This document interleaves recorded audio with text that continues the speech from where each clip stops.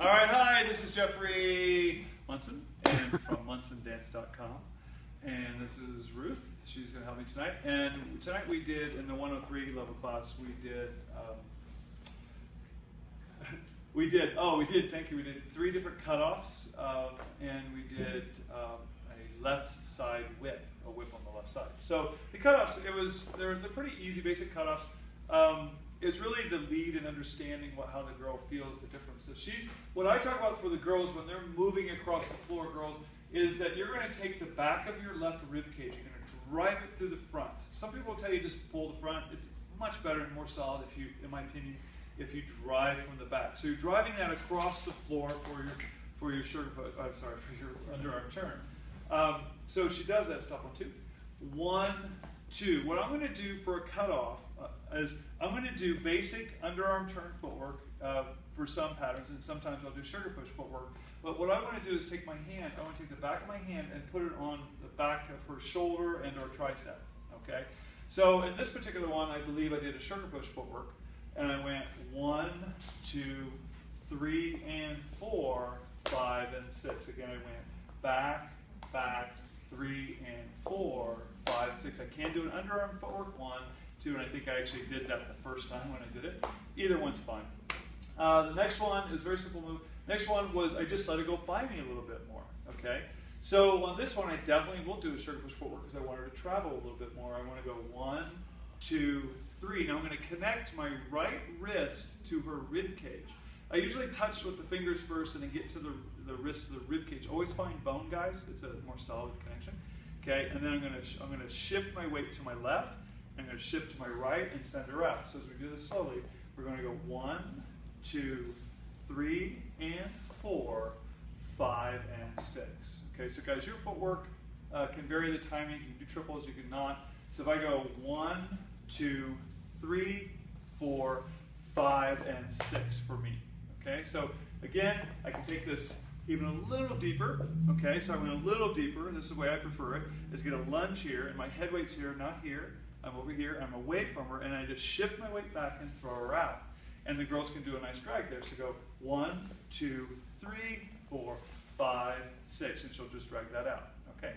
The last one we did was a cuddle. Let's see back just a bit. So what I'm going to do is I'm going to connect with her. I'm going to go 1, 2. I'm going to connect with her, and then when she comes into the movement, I'm going to receive her and allow her to set her weight. The question came up about how does she know not to take a small step, like 3 is always a small step. Well, the concept is that she's doing an underarm turn and she's driving across. So I'm doing underarm turn footwork here, and I'm going to go 1, and I'm going to touch. The moment I touch her, she should go into my connection. So girls, wherever he touches, you have to take that into that connection.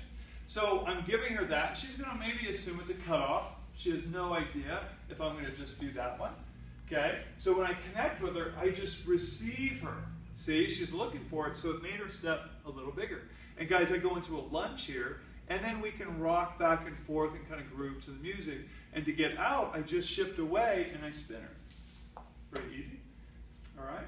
Now the hard one, what we did on that pattern was a whip on the left side, goes all the way around.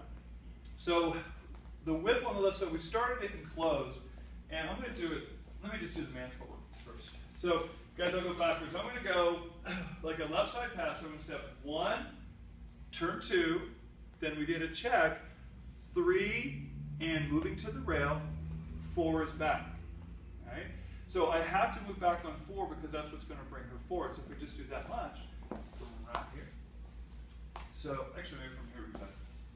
So I'm going to go 1, turn 2, check, 3, and 4.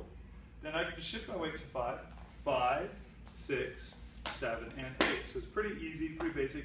Girls, you're just doing a regular reverse whip footwork, which is just basically a reverse whip.